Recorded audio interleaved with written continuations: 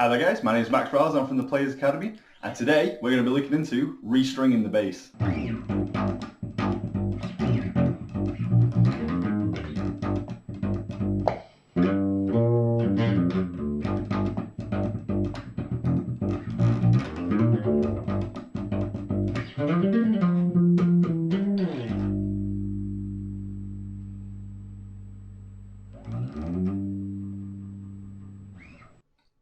Okay, so just to quickly go over the benefits of a fresh pair of strings on a bass. As the months go on and you keep playing, they get dirtier and dirtier, and actually the coating on the outside of the bass starts to actually rub off and fade away.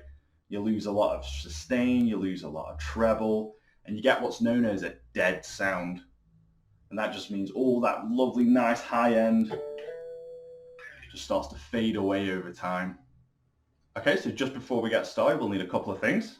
First off, we'll need obviously a new set of strings. And secondly, a pair of wired clippers.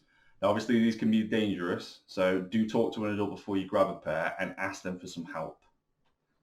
There we go. And then lastly, I just recommend that before you restring your bass, watch the video the whole way through.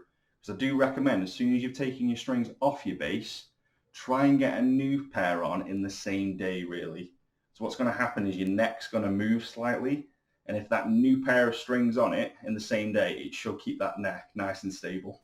So the first thing we need to do is get rid of the old strings off the bass. So we do that by turning the tuning pegs as if we were lowering the note.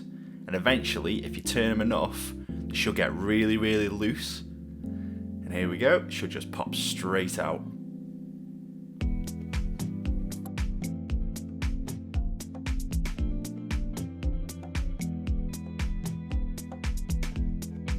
Once all the strings are off, I found this is a good time to just give the bass a quick clean. I use a microfiber cloth and a bit of guitar polish.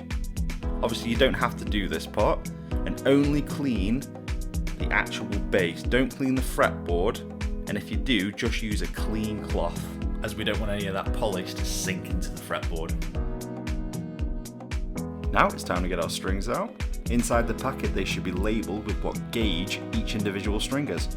All that number means is how thick it is. We want to put these in order, and we want to start off with our thickest string, because that's going to go on first.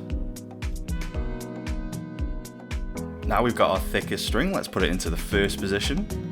We need to measure the strings, so we need to know where to cut. So once it's been placed into the bridge, let's measure it at the tuning side. Hold it nice and tight in place, and then we're going to lift the string about this high. That's about 8 to 10 inches. Now I've got that string measured out, I like to create a little bend. That way, I'm going to have a good idea of where to cut. If you're ever worried about how much to cut away, just remember it's worse to cut too much than not enough. Now we're ready to put the string into the tuning peg. So there's a little hole, and then we push down so it's ready to twist around. Keep some tension on the string so it doesn't fall out of place. Couple of things to think about when you're tightening the string. Make sure your wind is below the string, like this, and also that the wind starts on the opposite side of the tuning peg. As you can see here, because my tuning peg is on the opposite side of the bass, my wind is now on the opposite side of the tuning peg.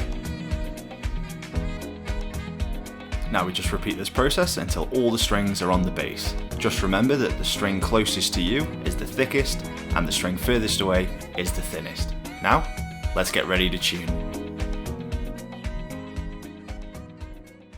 Okay, just before we get our tuner out, let's have a go at tightening the strings and matching these pitches.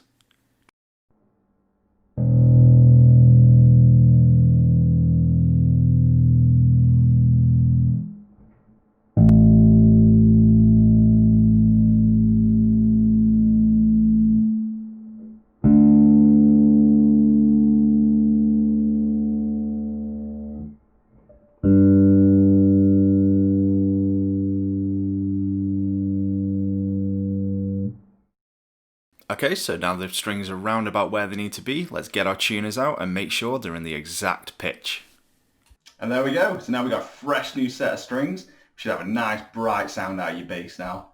So as always, keep practicing, Stay safe out there and have a great week.